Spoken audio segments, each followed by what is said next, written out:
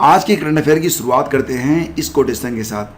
बढ़ाना है तो अपनी क्षमताओं को बढ़ाओ और अपनी ज़रूरतों को जितना कम कर सकते हो उतना करो। नमस्कार दोस्तों, स्टडी विद ज्ञान प्रकाश में आप सभी का बहुत बहुत स्वागत है। तो तारीख है आज की 3 मई। आइए शुरू करते हैं आज के daily current affair. Social media पर अगर आप हमसे कनेक्ट होना चाहते हैं तो आप हमें स्टडी विद ज्ञान प्रकाश लिखकर फेसबुक, इंस्टाग्राम, ट्विटर और टेलीग्राम पर सर्च करिए और प्रोफाइल आपको मिल जाएगी जिसको आपको फॉलो कर लेना है। तो 2 मई के जो करंट अफेयर हैं एक बार उसका रिवीजन करते हैं, फिर आज के प्रश्न होंगे। बीमा नियामक इरेडा ने बीमा कंपनियों को कैशलेस दावों का निपटारा कितने समय में करने को कहा है? सही जवाब इसका 1 घंटे है। याद रखिएगा कि हाल ही में अनाथ बच्चों के लिए कोविड-19 की वजह से जिन बच्चों के माता पिता अब इस दुनिया में नहीं हैं, तो ऐसे अनाथ बच्चों के लिए DCPCR ने एक हेल्पलाइन जारी करी है। ये हेल्पलाइन है 9311551393 और पूर्व अटॉर्नी जनरल सोली सोराब जी का हाल ही में कोरोना से निधन हो गया है। 91 साल की उम्र में इनका निधन हुआ है। और आपको पता होगा कि इन्होंने दो बहुत ही महत्वपूर्ण मुकदमों की पैरवी की थी और इसमें जो एक केशवानंद भारती वाला विवाद था वो भी शामिल है। शूटर दादी के नाम से जानी जाने वाली चंद्रो तोमर जी का भी अभी हाल ही में कोविड-19 की वजह से निधन हो गया। अधीर रंजन चौधरी को लोक लेखा समिति का पुनः अध्यक्ष बनाया गया है। गिरीश भालचंद्र बापट को प्राक्कलन समिति का अध्यक्ष बनाया गया है। मीनाक्षी लेखी जी को लोक उपक्रमों पर समिति का अध्यक्ष नियुक्त किया गया है और किरीट प्रेम जी भाई सोलंकी को अनुसूचित जाति और अनुसूचित जनजाति संबंधी समिति का अध्यक्ष नियुक्त किया गया है। बजाज ऑटो के नए चेयरमैन कौन बने हैं? ये हैं नीरज बजाज।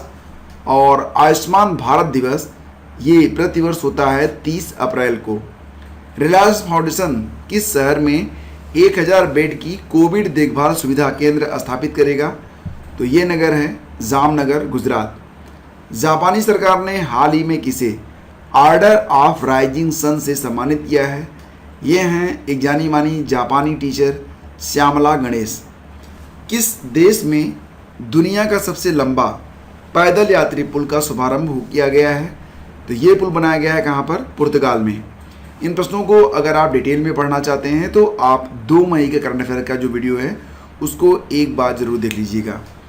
किस राज्य के विलाचारी में बने प्रसिद्ध मिट्टी के खिलौनों के लिए भौगोलिक संकेतक प्रदान किया गया है? भौगोलिक संकेतक यानी कि GI टैग, इसे आप समझ रहे होंगे। तो ये है तमिलनाडु। और BRO की पहली महिला कमांडिंग अधिकारी बनाई गई हैं वैशाली हिवा से। याद रखिएगा, बहुत अच्छा प्रश्न है ये। और भारत के नए वित्त सचिव कौन बने हैं? ये बने हैं TV सोमनाथन। अब आइए शुरू करते हैं आज 3 मई के करंट अफेयर। हाल ही में कौन से राज्य ने मुख्यमंत्री चिरंजीवी स्वास्थ्य बीमा योजना की शुरुआत की है? ये हैं आपके ऑप्शन और सही आंसर है ऑप्शन C। तो ये शुरुआत अभी हाल ही में राजस्थान में की गई है। और कौन कौन से लोग हैं जिन्हें इस बीमा योजना का लाभ मिलेगा? तो इसमें लघु और सीमांत किसान, सरकारी विभागों के जो संविदा कर्मचारी हैं, इसके अलावा राष्ट्रीय खाद्य सुरक्षा योजना और सामाजिक आर्थिक जनगणना के पात्र परिवार जो होंगे उनको इस बीमा योजना का लाभ मिलेगा। और जैसा कि आप जानते हैं राजस्थान के मुख्यमंत्री हैं अशोक गहलोत। इस योजना के अंतर्गत राज्य के लोगों को 5 लाख रुपए का इलाज हेतु कैशलेस बीमा सुरक्षा प्रदान किया गया है। और इसमें जो रजिस्ट्रेशन की लास्ट डेट है उसे 30 अप्रैल से बढ़ाकर 31 मई कर दिया गया है। हाल ही में नाटो के सदस्य देशों ने कहां पर डिफेंडर यूरोप 21 नामक मिलिट्री एक्सरसाइज की शुरुआत की है? सही जवाब इसका क्या होगा? सही जवाब ऑप्शन A है, यानी कि अल्बानिया में। तो नाटो से आप क्या समझते हैं? NATO North Atlantic Treaty Organisation, इसकी स्थापना हुई थी 1949 में। मुख्यालय मिलेगा आपको ब्रुसेल्स, बेल्जियम में। वर्तमान में नाटो के जो महासचिव हैं इनका नाम है जेम्स स्टालेनबर्ग। और उत्तर अटलांटिक संधि संगठन यानी कि नाटो ने हाल ही में अल्बानिया में एक संयुक्त सैन्य अभ्यास की शुरुआत की है। इसे डिफेंडर यूरोप 21 नाम से पुकारा जाएगा। इसमें अमेरिका के हजारों सैनिक भी पार्टिसिपेट कर रहे हैं। याद रखिएगा, ये क्वेश्चन बहुत ही अच्छा है और काफ़ी इंपॉर्टेंट है। हाल ही में महाराष्ट्र व गुजरात दिवस कब मनाया गया? तो देखिए यहाँ पर महाराष्ट्र और गुजरात दिवस एक ही दिन कब मनाया जाता है? 1 मई को। तो ऑप्शन बी यहाँ पर बिल्कुल सही है। अब 1 मई को क्यों मनाया जाता है? क्योंकि 1960 में पारित बॉम्बे पुनर्गठन अधिनियम जो कि 1 मई 1960 को लागू हुआ था, यही वजह होती है कि महाराष्ट्र और गुजरात दिवस प्रतिवर्ष 1 मई को होता है। भारत के स्वतंत्र होने के समय गुजरात जो था ये बॉम्बे प्रदेश का अभिन्न अंग था, लेकिन 1 मई 1960 के दिन इसे बॉम्बे प्रदेश से विभाजित कर दिया गया। ऐसे में गुजरात और महाराष्ट्र राज्य का अलग अलग गठन हुआ और तब से ही हर साल 1 मई को गुजरात और महाराष्ट्र अपना जो स्थापना दिवस है उसे 1 मई को सेलिब्रेट कर रहे हैं। जैसा कि आपको पता है, महाराष्ट्र के मुख्यमंत्री हैं उद्धव ठाकरे और राज्यपाल कौन है? भगत सिंह कोश्यारी। गुजरात के मुख्यमंत्री हैं विजय रूपाणी जो कि बीजेपी से हैं और राज्यपाल कौन है? आचार्य देवव्रत। ठीक है, चलिए आगे बढ़ते हैं। हाल ही में किस राज्य सरकार ने ऑक्सीजन ऑन व्हील्स नामक सेवा की शुरुआत की है? देखिए क्वेश्चन यहाँ पर है किस राज्य सरकार ने, तो सही जवाब इसका बनेगा ऑप्शन बी यानी कि हरियाणा। तो हरियाणा में करनाल जिला प्रशासन ने सरकारी और निजी अस्पतालों में मेडिकल ऑक्सीजन की निरंतर आपूर्ति सुनिश्चित करने के लिए अनूठी ऑक्सीजन ऑन व्हील्स की पहल की शुरुआत की है। इस पहल के तहत 100 ऑक्सीजन सिलेंडरों से भरे वाहन को तुरंत आवश्यकता होने पर किसी भी जिला अस्पताल तक भेजा जाता है। एक बात और याद रख लेना, और वो ये है, आप जैसा कि यहाँ पर देख पा रहे हो, महाराष्ट्र में महिंद्रा समूह ने भी ऑक्सीजन ऑन व्हील्स की शुरुआत की है। तो महाराष्ट्र में ये जो शुरुआत की गई है ये महिंद्रा समूह के द्वारा की गई है। तो ये दोनों जगहों पर ऑक्सीजन ऑन व्हील्स नामक जो उपक्रम है शुरू किया गया है। हरियाणा में ये जो उपक्रम है वो हरियाणा सरकार का है, जबकि महाराष्ट्र में ये जो उपक्रम है ये महिंद्रा समूह का है। हाल ही में सिडबी ने एमएसएमई के लिए कौन सी ऋण योजना की शुरुआत की है? सही जवाब क्या होगा? सही जवाब है ऑप्शन सी यानी कि श्वास और आरोग्य। ये 2 योजनाएं हैं सिडबी के द्वारा एमएसएमई के लिए।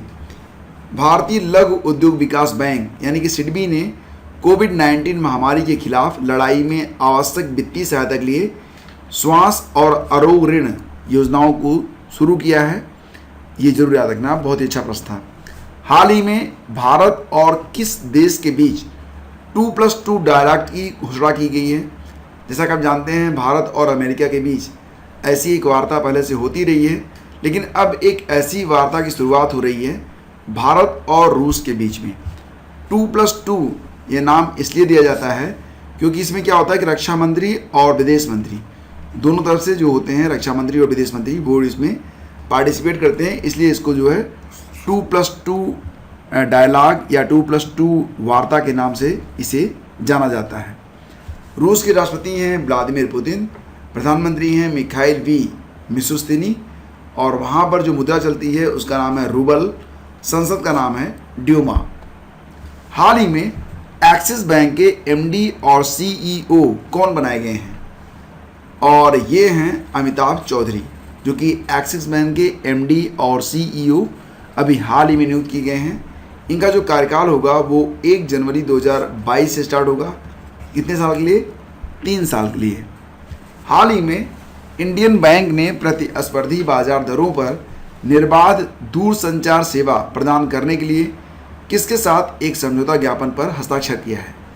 सही जवाब इसका होगा ऑप्शन डी यानी कि बीएसएनएल। बीएसएनएल के जो सीईओ है उनका नाम क्या है? प्रवीण कुमार पुरवार। और इसका जो हेडक्वार्टर है वो आपको कहाँ पर मिलेगा? ये मिलेगा आपको नई दिल्ली में। जबकि इंडियन बैंक के जो सीईओ हैं उनका नाम है पद्मजा चुंद्रू और हेडक्वार्टर है इंडियन बैंक का कहाँ पर? चेन्नई में। तो फ्रेंड्स अब बारी है क्विज नंबर 2 की। कल मैंने आपसे प्रश्न ये किया था कि प्रसिद्ध इतिहासकार रॉबर्ट सीवल द्वारा लिखित ए फॉरगॉटन एम्पायर निम्नलिखित साम्राज्य में से किस एक साम्राज्य के बारे में है?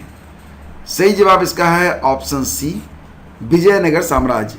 ये किताब अमेज़न पर उपलब्ध है, अगर आप चाहें तो इसे परचेज कर सकते हैं। आज जो आंसर मैं यहाँ पर फीचर कर रहा हूँ वो नाम है दीपा तिवारी जी का। इन्होंने बहुत ही अच्छा लिखा है। इन्होंने बताया कि विजयनगर साम्राज्य 1336 से लेकर 1696 मध्यकालीन एक साम्राज्य था। इसके राजाओं ने 310 वर्षों तक राज्य किया। वास्तविक नाम कर्नाटक साम्राज्य से था। यह भारत के दक्षिण क्षेत्र में स्थित था। इसकी स्थापना हरिहर और बुक्का नामक दो भाइयों ने की थी।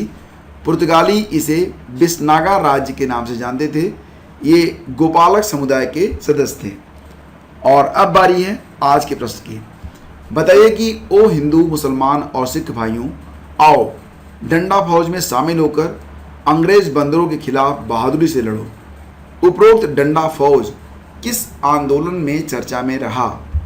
रॉलेट एक्ट सत्याग्रह, सविनय अवज्ञा आंदोलन, भारत छोड़ो आंदोलन या फिर बंग भंग आंदोलन? तो बताइएगा कि इसका डिटेल में आंसर क्या होगा। जितने भी लोग आंसर लिख रहे हैं उनमें से मैक्सिमम का नाम मुझे खुद अच्छे से रट गया है, और जो लोग यहाँ पर आंसर लिख रहे हैं एग्ज़ाम में उनसे बिल्कुल गलती नहीं होगी। इसलिए आप लोगों से कह रहा हूँ कि आंसर आप लोग ज़रूर लिखा करो, और जितना विस्तार से लिख सकते हो उतना विस्तार से लिखो। ये आपकी और बेहतरी और बेस्ट परफॉर्मेंस के लिए काफ़ी आपको हेल्प करेगा। तो आज की वीडियो में बस इतना ही। अगर वीडियो आपको पसंद आता है तो इसे लाइक कर दीजिएगा और अपने दोस्तों के बीच इसे शेयर करना बिल्कुल भी मत भूलिएगा।